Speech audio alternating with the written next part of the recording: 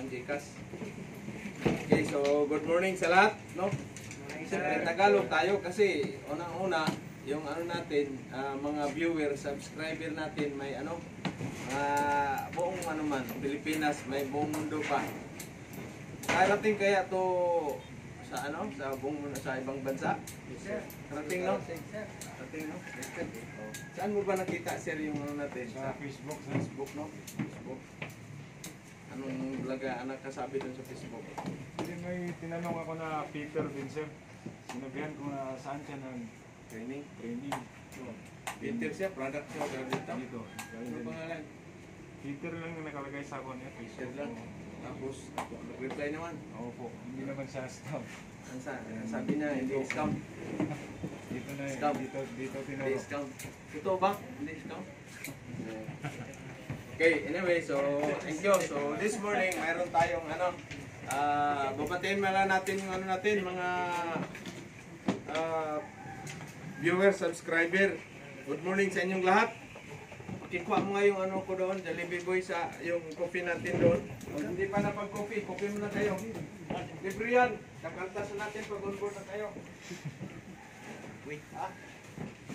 Ano naman dito lahat eh? Libre. Chicks lang ang mga libre dito, pare. Chicks, libre dito. Pwede ako sugar sa inyo. Oh, ano may spoon natin doon? Wala na sugar. Gusto mo, bibili ka ng sugar. Ano yung sugar? Ano doon? Yung spoon natin? So, bro, ito yung mga kopi ng mga millionaires. Family. Gold. Ha? Gold, oh. Palagay mo sa atin. Oh, yan, oh, gold. Kahit hindi man na tayo maging milyonaryo, basta gold yung ano natin. Kopi. Tama ba, ano? Ha, Jonas? Oh, mag-coffee kayo. Pwede rin bilhan natin ng sugar doon. Sugar. Ano gusto mong sugar? Kita po nga ng sugar doon. Sugar mami, wag yan. Ano ka yan? Mayayari ka dyan. Malasim ka yan, pare. Pakibili mo nga ng ano doon. Mag-coffee kayo, mayroon kayong baso dyan sa baba or yung ano natin dyan. Wala na yung baso natin, nabasag siguro. So, same, ano na ngayon, July, ito, oy, July, August, September, ilang ano na lang, sunod, beer na. Beer kaagad, no? Dapat makasampa na kayo pag beer na. Beer month. This year, dapat kayong lahat makasampa. Hopefully. God's will, sir. Hopefully yan. Depende na sa inyo yung pagsisikap yun sa Maynila. Mahaba pa ang ano, mahaba pa ang ika nga, yung ladder. Kumbaga sa, pakikuha nga, Boss Jonas yung natin, pintil-pin doon. Kumbaga sa hagdanan pa, mahaba pa, mataas pa yung aakyatin. Pero at least nag-umpisa na kayong umakyat. Nag-umpisa na kayong umakyat. So good morning sa ating viewer, subscriber, lahat. No? Sa buong Pilipinas. Okay, so si Sir Fred, medyo yung isang instructor natin, medyo maano ng konti kasi na ano sa malayo man yung Kitsaraw yun eh. Pero sorry ano yun yung Agusan del Norte, the last town in Agusan, Kitsaraw, and then Surigao na kaagad, Surigao del Norte na nung yung ang tawag nito Alegria. O shout out dyan sa mga ano natin, Surigao nun ang mga ano Luzon, Visayas, Mindanao, maraming city, hindi na natin maisa-isa, ano na lang, island na lang. Luzon, Visayas, Mindanao, at saka yung taga sa inyo doon sa Tarlac. Tarlac, shout out dyan. Shout out si, yung sa ano natin, Tarlac, si Beji, at saka yung, sila si Garcia, magkapatid, on board na sila, on board, tagal silang on board, no? Garcia brother. Yun ang maganda, nagtulungan sila. Yung panganay, tinulungan bunso. Sampa silang dalawa. No? So this morning, mayroon tayong isa. Ipakilala ka muna, sir, dito. Introduce ka muna sa sarili. Napag-almusal ka na ba? Napag-makulaps ka. Walang almusal. Sige. Tagalog muna natin. Tagalog. Tagalog. Morning po sa lahat. Morning. Morning, boss. Wala si Jobert Salvo, galing ng Cagayan de Oro City. Pag-training dito bilang machining. Masining.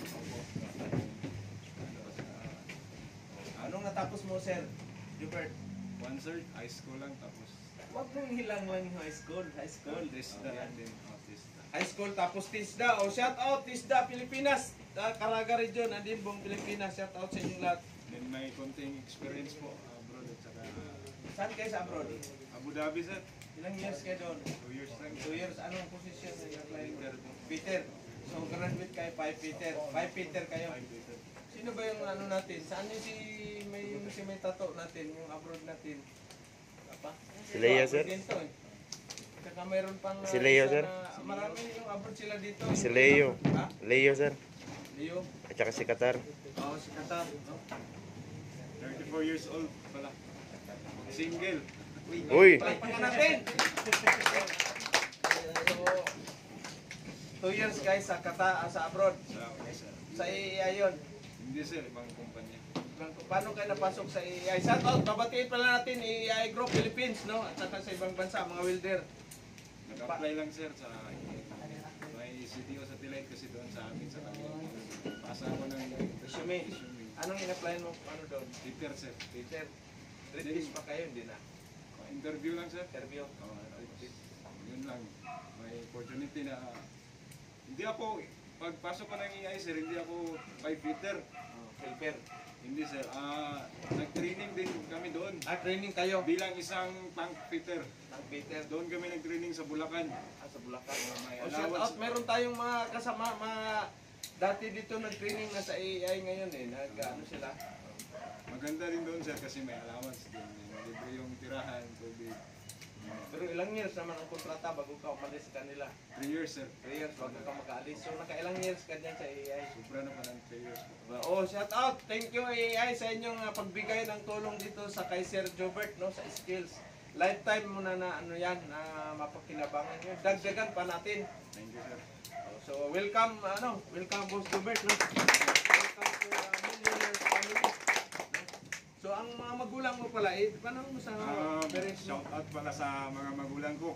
Nasa Gitagom, Misamis Oriental. Gitagom sir. Misamis Oriental. Saan yan? Unahan pa sa Cagayan yan? Yes sir. District Tolen. Unahan pa sa Lagindingan. Unahan pa? El Salvador, unahan pa doon? Yes sir. Malayo pa. Tagum. Puntang lanaw na pala yan. Iligan. Iligan. Mga uyab ni mo, boss. Ayay, wala. Sa taon Iligan. Wala, hindi pa naka-experience? Naka-experience sir pero Wala. hindi nagtagal din. Shout out, X! Shout out pala sa mga ex. Sa mga X. Oh, yan! Ito ngayon si Sir. Tandaan mo, pag masiman ka na, babalik yan, magparamdam sa iyo yan. Good morning, ma'am niya. Good morning ma'am. So yan ang ano dyan, yan ang natin magsiman. No? So anyway, welcome aboard. No? Welcome. Welcome sa Salamat. Billionaires Gang. So okay, thank you very much. Si Boss Jobert is Peter, no? Ang Peter kasi kailangan all around kayo, pero iba ang sa iba ang sa land based na Peter Yes sir. kaysa barko na Peter. Yan ang pagkakaiba. Malaki ang pagkakaiba, no? Kasi sa AI, pag Peter ka lang dyan. Iba rin yung welder ka lang talaga dyan. Iba ng helper, taga-tilting na islag, taga-grind. Iba-iba. Pag jitaw, pag welder, tig ka lang, talagang paano lang, welding ka lang dyan. Ibang taga-pit up, no? Ibang taga-full weld, iba naman nagko-QC. Pero siyempre, ikaw din, magko-QC ka rin sa mo, mamaya undercut yan. Pasadahan mo ulit. Ganyan ang dyan. So, siya ay graduate ng high school din. No? High school, kasi ang labanan ngayon, hindi na yung na yan, 4 years kayo college, tapos mahina kayo diskarte. Ngayon, ang labanan ngayon, diskarte, certificate sa INSEE. No? Marami kang certificate na yung talagang pinaghirapan mo. Hindi yung certificate na hindi mo pinaghirapan. No? So, yan ang dyan. No? So, thank you sa Facebook at saka sino man yung, anong pangalan na nag-recommend sa'yo? Peter? Ang sa Facebook? Peter, sino kayang Peter doon? Ito na yung... Baka Peter Jem, sir. Ha? Peter Jem. Hindi sir. Nag-apply na sa doon sa Manila. Nasa Maynila na. O, baka si Taga Manila din, taga Manila. baka si Lorigas. I-search ko mamaya. Try ko. Search mo. Baka nakulong yun. Dahil bagsak yung hinang. Joke lang. Magkupi kayo. So, yan ang ano natin. Ito naman kasing mali-learn ninyo, lifetime na ninyo ito pakinabangan. At maswerte kayo dahil mayroon ng training center na mga, maliban sa TISDA, mga private, marami na. Hindi kagaya sa akin dati, wala. Walang training welding, wala. Mayroong automotive, mayroong electrical, pero ang welding, bihira lang. O, bihira lang. Bihira lang. Kaya namumulot doon sa talir ng tihit ko, namumulot ako ganyan kahabang electrode. Practice. No? Sa masining, mayroon. Doon talaga ako sa Pasig, sa Manila talaga. No? Kaya madugo ang labanan doon yung kumuha ko ng masining. 3 months talaga itong masining sa TISDA na ano natin, 3 months. No? 3 months talaga yung masining natin na paano. Kasi may hours man yan. No? May hours man yan na ano. Pero dito, kinumpak natin, kinumpres natin. Kasi kailangan after 5 months, 6 months, nandun na on board na kayo para makabawi kayo sa gastos ninyo. Diba? Yan ang ano dyan, yan ang pinaka... Kasi patagalin pa natin. Kukuha ka ng 5 years. Marami naman kumuha ng 5 years. Ito may 5 years si Sir, 2 kurso ang kinuha. Ito, mayaman to si Sir, 2 kurso. Biruin mo, marine engineer at saka mechanical, no? Kaya ito, hindi malayo after ilang years, chief engineer na ito. Oh, palakpakan natin. Kasi kung hindi ka masipag, hindi ka kukuha ng 2 kurso. Biruin mo, ilang years yan lahat. 3 years yung mechanical technology o engineering talaga yun? 5 years sir, kasi old curriculum ako. Ay, 5 years. Biruin mo 5 years, tapos ang marine engineer, na-accredited yung iba mong subject, hindi? Yes sir, bali 1 year lang ako nag-aral ng marine, tapos 1 year na on board training. So, bali 5 years plus 2 years, 7 years siya nag-aral. Good morning, Sir Boy. Ito, Sir Boy, palakpakan natin. Tumutip natin. Morning, sir. So, bibihira lang niya yung ganyan na masipag na mag-aral, no? Masipag. Kasi 5 years ka. No? Sa akin, grade 6 ako. 1 to grade 6. Natapos man ng 8 years. So, masipag din ako. Ay, no? School, ibig sabihin, school bukol din ako. Gusto ko talaga sir mag-barko sir, kaso walang may nag-bigay sa akin ng tip eh. Idea. Oo. Yung kala ko, mechanical engineer, madaling makasampa ng barko. Hindi pala. Kailangan pala mag-bridging. Bridging muna. Okay, ito naman, swerte kayo dahil mayroon nang nagbibigay sa inyong idea. Maliban sa idea, mayroon pang training package. Unlike sa akin, no? Sa akin kasi kumuha ko 1 year automotive. 1 year automotive, back 1990. No? Pag-graduate ko 1991, hindi ko naman pinapangarap na maging seaman. Malay ba natin sino bang ano na yan. Tapos, pagkatapos 1991, apply ako dito sa Butuan City. 1 linggo akong nag-apply dito sa Butuan City. Walang nitanggap sa akin at the time. Dahil wala namang kunti lang naman din talyer. 1991.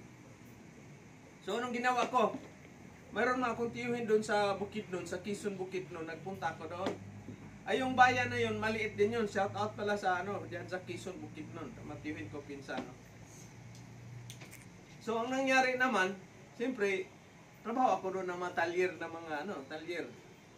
Lahat yan na niyan, helper. Talagang walang sahod Walang sahod. Walang sahod. Ngayon, sabi ko, kailangan ko talaga ng malaking talyer ang mga pasukan. So, punta naman ako sa Valencia City. Shout out Valencia City, Bukidnon. So, apply ko doon. Alas 10 ng umaga. Lakad-lakad. Kaya ikot ko. Nakita ko yung machine shop. Rusman Machine Shop. Shout out. Patay na yung si Boss Pading. So, apply ako ngayon. Walang dalang kahit isang t-shirt. Wala. Apply. Tapos, sabi ko, sir, apply ako ng ng helper mechanic. Oh. Sabi niya, anong nakatapos mo? Sabi ko, sir, automotive. Taga saan ka? Sa Butuan City, sir. Uy, ang layo. Paano yan? Uwian ka? Uwian ba daw? Sabi ko, sir, baka pwede ako mag-stay na lang. Mayroong matulugan. So, wala Wala silang extra na ano dyan, room na ano, kundi toll room. Yung kita niyo toll room natin sa baba, ganyan kalaki. Pero malaking machine shop, 5-star machine shop. Ilan ang lit machine? Siguro mahigit 10 ang lit machine lang. Kompleto. So sabi niya, wala man tayong ano, wala man tayong, hindi ko makailangan yung helper. Pero pwede kita maging helper, pero walang sahod. Libre kain ka lang. Libre kain lang ako. Bibigyan lang kita ng allowance na 25 pesos isang buwan. Pang sabon daw. Pang Mr. Clean ba na sabon? Pang laban ng damit. Sabi ko, okay sir. Basta stay lang ako sa ano. Pero dito ka matulog lang sa toll room. Wala man tayong kuan.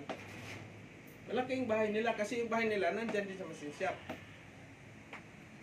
Sabi ko sir, okay lang. Diyan ako matulog. Yun na. Inuwi ko yung mga gamit. Kinuha ko yung mga gamit ko doon. Ako stay. For almost 8 months. Ubos yung mapantadon ko. Damit. Wala mang pambili. Kasi ang trabaho all around, helper ka dyan, na maghugas ka ng makina dyan, ano-ano pa, mag-building, helper, all around. So, ang isip ko naman noon is, kailangan ko lang ng skills.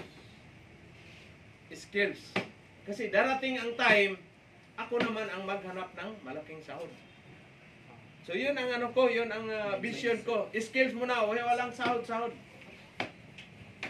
So kaya nung 1992, umuwi na ako dito sa Butuan. Noong 1992. Apply naman ako, ikot naman. No? Ilang days. Dalawang araw, pangalawang araw, tanggap na kaagad ako. Talyer din. Dito yung, alam niyo yung may ano, may before sa Gaisano, yung tapat ng Inland Resort, yung may Mr. DY dyan ngayon. Oh, yan ang talyer namin sa likod. Wala pa yung, hindi pa yung malaking building diyan kasi Isuzu, ini ko pa naman ang Isuzu yan. Maliit lang ang bubong ng ano talyer. Walang lifter, ano lang, yung jack lang, no? Jack. So apply ako helper, 40 pesos a day. Imagine ha, 40 pesos a day. Pero pag nandoon ka sa palayan, nang gapas ka ng palay, ang araw no, isang araw noon is 100 pesos per day. Okay? 100 pesos, 1992. Pero bakit pinili ko ito? 50 pesos dahil sa skills. Okay? So minsan walang sahod. Kasi ang talyer, minsan walang kita. So pagdating ng Sabado, wala kang cash advance. Sir Boy, may coffee Sir Boy. Yes, sir. Ito. Okay, pakibigay mo na. So, pinili ko yung 40 pesos a day. Dahil nga, ang mindset ko, ang vision ko is, someday, ako naman ang magdima ng malaking sahod. So, sa madaling salita, na-hire naman ako sa, kasi lumipat ako doon sa may baan, doon sa may baba ng Magsaysay. Mayroon siyang ano doon, mayroon siyang isang talyer. So, nagiging 100 a day naman ako doon. So, nag-increase ng 60 pesos. Ngayon, may isang construction na 10 dump truck, ni-repair galing ng Tacloban, ni-repair dito, mga bulok. Nawakan ko yung isang dump truck. Palitan yung dump box, yung ulo, ni-repair. Lahat, general repair, body repair. So, nakita ako ng, ng chief mechanic ng construction na yon. Kinausap ako, Jim, pwede ka tayo i-hire. Mamili ka sa Luzon or sa South Cotabato. Sabi ko, Luzon, Manila na yun. Ayos yun ah. O, sabi ko, sige sir. Paalam ko sa mother ko, punta ako ng Luzon. Sa Nueva Vizcaya. Nueva Vizcaya yung project. No? Vizcaya. Sabi ng mama ko, malayo man yun doon. Doon ka na lang sa Cotabato, South Cotabato. O South Cotabato. No? South Cotabato. No? Marbil, South Cotabato. Shout out mga taga Marbil, South Cotabato. So, motor pool maintenance. Ang sahod ko naman is, ang in-offer sa akin, 150 a day. Okay? 1993 ito. Ito, ano ko muna, story kasi si Junjun, parang inaantok si Junjun. Ha? Malaki na yan sir noon. Oh. 150 a day. Kasi ang regular dati no, mga sa Manila, mga 140 to. Manila. Yeah. 1993. Hindi ko makalimutan. 1993, May 3, no? 5-3, 1993. Memorize ko pa yan kasi sakay ako ng bachelor. Tulog ng Davao, papuntang ano na yan. Kumbaga yung, ang tawag nito, yung diary nandito sa ano ko, otak. So pagdating doon, grabe ang ano, grabe ang equipment. 11 hectares yung ano, yung compound. Nandoon na rin yung mga banghouse. Iba yung mga binata, iba rin yung may mga asawa. Ngayon, may hire din ng 2 welder galing ng Dumaguete. Taga sa kanila doon sa ano, Dumaguete. So sila, yung isang araw nila is 115. Di pagdating sa sahod, nainggit sila. O bakit sa'yo, Jim? Bakit 150? Eh kami, 115 lang naman. 150 sa'yo. Eh sabi ko, yun ang usapan namin ni Chief sa kwan. Sa Butuan, bago ako in-hire dito. Nagsumbong kay Boss Bingbing, yung anak yung nagdala na ng kwan. Di, pumunta sa akin si Boss Bingbing sa motor pool. Jimmy, meron sana akong ano sa'yo, yung pati si Chief Mechanic. Sama. Kasi itong dalawa nating welder na taga Dumaguete, yung sahod nila is 115. Ikaw, Butuan, 150. Pareho man kayong hire. Baka pwede natin i-adjust na lang, i-level natin dun sa taga Dumaguete. Sabi ko, wala na akong magawa. Sabi ko, okay sir, kasi naisip ko nga yung 25 pesos na isang buwan allowance lang. Ito pa bang 150? Wala na, no choice. Ayos. So, ngayon, after 2 years, no, 19 may kasi marami kami, 90 may ng dump truck sa ano lang yun, sa company lang. Tapos may mga crane, bako. 7 days a week ang trabaho ko doon. 6 lang kami, welder, 6. Yung 4 may mga asawa. No? Dalawa lang kami ang may mga single. So walang mag-overtime pag Sunday, kami lang dalawa mga binata. Yung mga may asawa, wala man yan. Nagtutuba-tuba lang no, sa boarding house o sa barracks, tapos ano nang yung mini karaoke. Uso man yung dating mini karaoke. Ayun. Pero ako bugbog 7 days sa 2 taon ko mahigit doon. Mabilang lang yung araw na absent ko. Bugbugan na talaga simula alas 7 ng umaga hanggang alas 11 ng gabi ang trabaho. Talagang grabe ang trabaho. Parang nasa barko ka na rin. So kaya, okay. So noong 1995, yung kasamahan ko mga ex-abroad, mga Saudi boy, mga mekaniko, welder, sabi nila, Jim, sama ka sa amin. Sabi ko, saan? Punta tayo ng Manila. Punta tayo Saudi. Abroad tayo. Sabi ko, sige, kailan alis? Next week, alis tayo. File kagad ako ng resignation. Ayaw pa pumayag ng may-ari. Eh, siyempre, wala mang magawa. Dahil resign man ako. Di, sa madaling salita, alis na naman kami, 1995. No? February 5.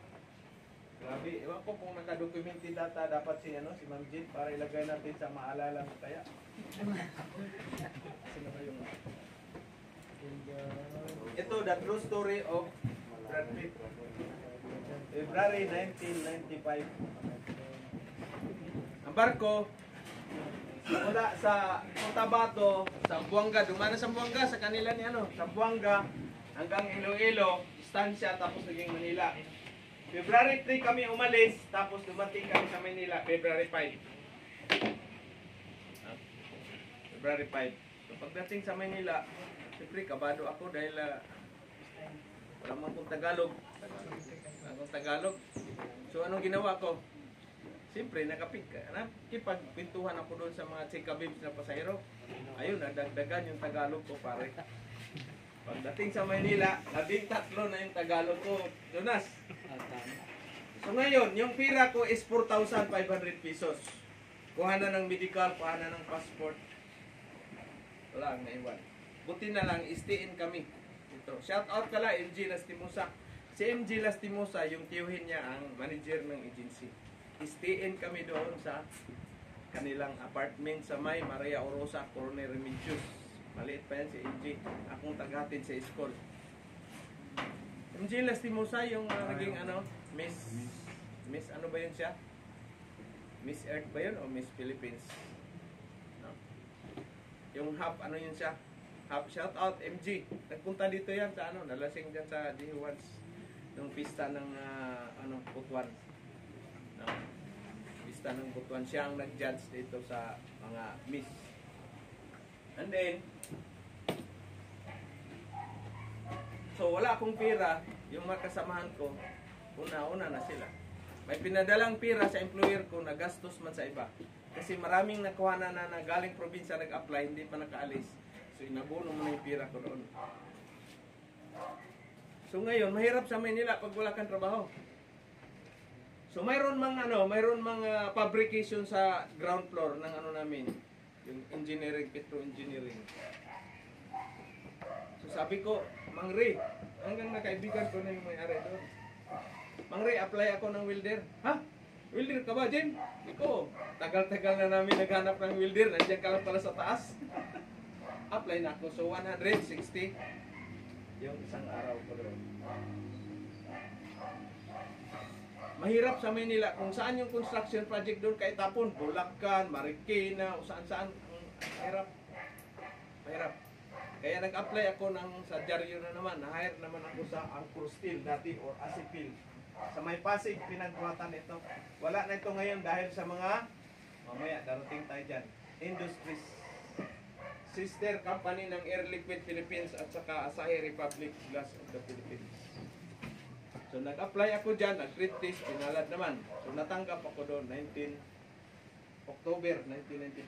No? October 1995. So nagkipag-asawa na ako doon kay iba na. Minyo naman si Brad Pitt doon. Naka-welding man ba? So yung bunso ko, hinatid ko dito 1997, mga February.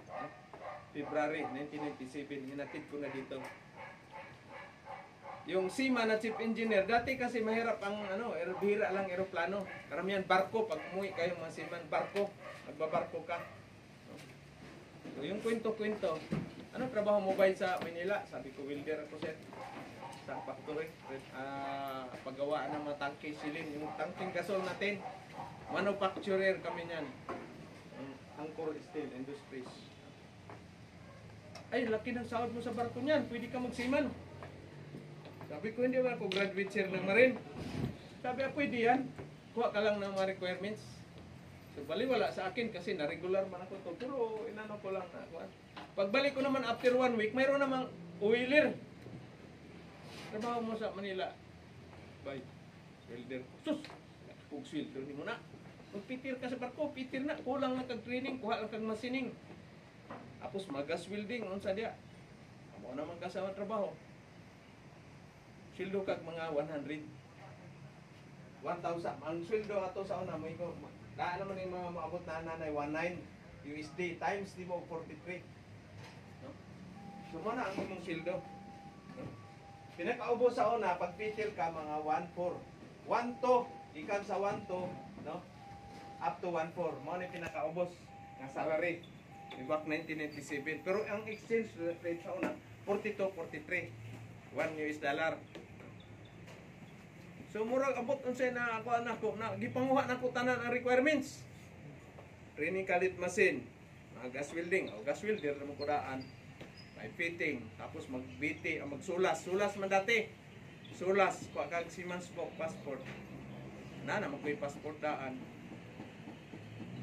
So pag abot sa Maynila, wala ko ilaen giuna gipangita na ko asa ang training center sa machining. So Pasig Manpower Training Center, no? 3 months, kaso 3 months. Kunya ka na among ko'y trabaho na 7 to 4.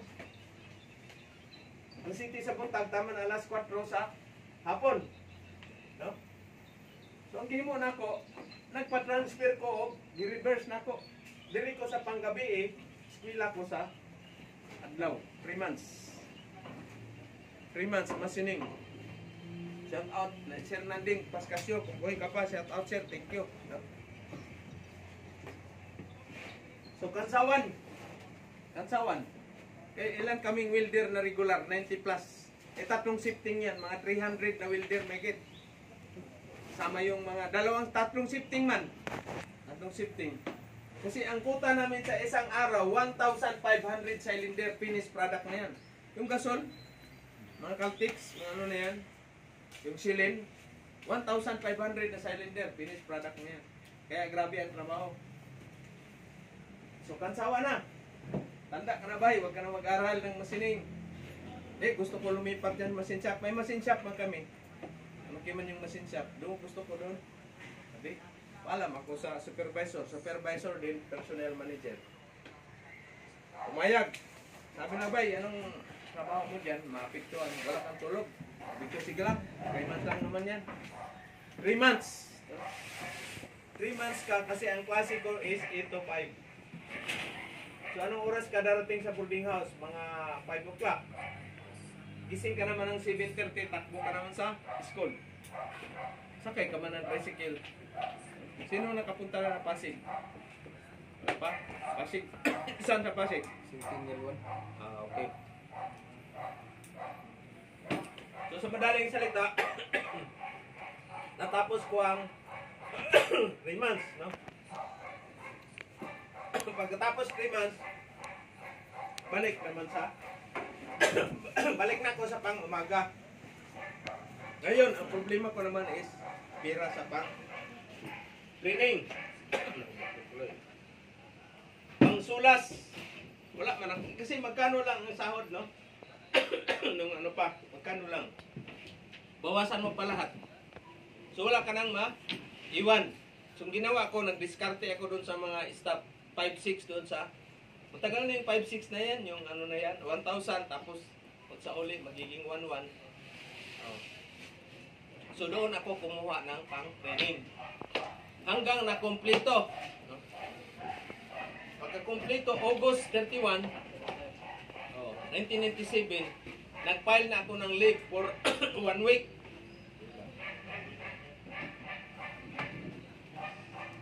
Nag-file ako ng leave for 1 week. Nag-survey ako kung saan pwede makatraining ng mga training sulas. Tapos siyempre, nagritso din ako doon sa tambayan ng mga seaman. Kasi yun ang sabi sa akin punta ka sa Lunita pagtapos mo ng training. So, nano ko doon. Punta ako doon. So, kita mo talaga yung sahod. Doon ako na talagang, laban na talaga ito. Hanggang nakumpleto yung training lahat, passport, seaman's book, mga training. Trade test kagad ako sa Norwegian Training Center. Kasi ang doon, ang dati mayroon kayong monitor trade test. Ngayon bibihira na lang yun. Wala at saka wala na yung monitor ngayon. Nawala na daw yung nila. So trade test. Ano ang trade test doon? Ito this.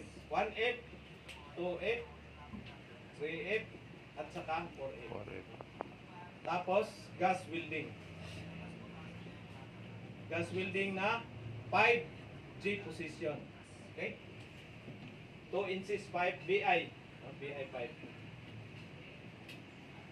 So yan ang trade test ko doon. Pag nung pumasa na ako, September, nag-file kaagad ako ng leave for 1 week na naman. Galit sa akin yung personnel manager dahil dami ko daw absent. Walang nakaalam kahit isa na nag-apply ako ng seaman. Walang nakaalam kahit isa. So ngayon, nag-apply ako doon. Ano na kaagad? Maaga pa. Kasi maaga akong umalis doon sa Pasig. Kasi makikita man ako, madaanan ko man yung company. Pag tanghali na ako, makikita ako ng mga kasamahan ko. Aga pa, alas 5 pa lang, wala na. Punta na kaagad ako sa Manila. Aga pa, alas 7, nandun ako sa may Lunita. So, apply kaagad ako doon. Pangalawang araw, tanggap na kaagad ako. Monsoon Maritime, shout out pala. Wala kaso, wala na yung monsoon yata. Wala na rin. Wala nang monsoon. So, yun yung nagbigay sa akin ng break. Okay? $320 per month. Ang position is assistant Peter. Pero pagdating sa barko, walang Peter, ikaw ang Peter. ma-experience niyo yan pag mag-assistant fitter kayo na. So ngayon, balik na naman ako sa trabaho ko. Pangatlong araw, nagbalik na ako. Hindi natapos yung 1 week ko na leave. Sabi na nila, oh bay, bakit? Di ba nag-leave ka? Kasi ang dahilan ko, magpakasal kami ni Mrs. Pero hanggang ngayon, hindi pa rin kami nakapagpakasal. Ngayon, nagbigay man ako ng contact number, telephone sa company. 1 week, walang tawag. Sabi ko yata, yata yung pick, yata yung agency ko na-applyan. Kinuha pa naman yung passport, si Manspo ko. Para bigyan ko ng mga 2 weeks, pag 3 weeks, wala. Withdraw ko na. Wala pang 2 weeks, hindi pa natapos. May tumawag, mga alas 11 na siguro ng tanghali. PJ, Mr. Kasi malaki yung compound namin, malaki. Hanggang doon sa may Central Bank, yung building ba, pahaba, ganyan. Mayroon siyang intercom, paging, ipipaging ka pag may importante. Paging, Mr. Emilito Hiloca, proceed to production department. Telephone call. Nandun man sa 3rd floor, akit ako doon. Pagbungad kagad, kilala man ako doon sa mga staff kasi dami kong utang sa kanila 5-6. Di ngayon, bay, siman ka ba bay? Bakit sir? Kasi tumawag sa iyo yung Monson Maritime, pinapareport ka ngayon. Doon na bulabog. Doon na. Si bay pala, siman pala to si bay. So, pagbaba ko ngayon, oh bay, Marites? Anong Marites? Bay, ano yung tawag bay?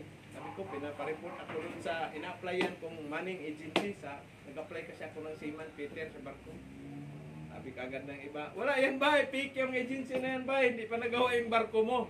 Kagad ba? Sabi ko, report na kagad ako. Pag-report ko, Mr. Hiloca, ayos na yung mo, magpa-medical ka na. Kuha ka ng referral. Tapos mag-training ka ng GTF, General Tanker Familiarization. Tanker yung sampahan mo na barko. Ayos! Wala mang bayad yun, libre-man. Sila mag-recommend ng Repal, sa kanila yan, walang bayad yan. Training mo sir sa kanila din. Wala man akong pira. Sa akin, pero wala man akong pira. Sabi ko, sir, wala man akong pira pang training. Sige, hindi, natin yan.